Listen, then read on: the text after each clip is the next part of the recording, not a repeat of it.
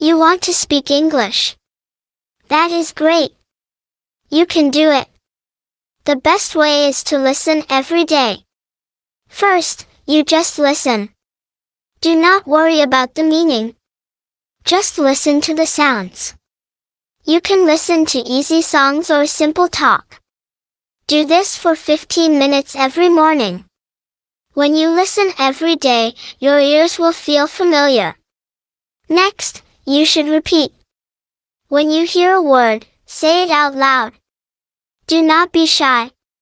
Speak slowly. Use your mouth and your tongue. If you say a word 10 times, your mouth will remember it. This is how you learn to speak. Then, you can read and talk. Look at a simple sentence and say it. Do not just use your eyes. Use your voice. Your voice is important. If you practice every day, you will be happy. Learning English is like a walk. You take small steps every day.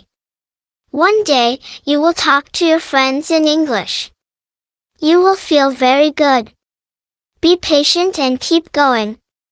You are doing a good job.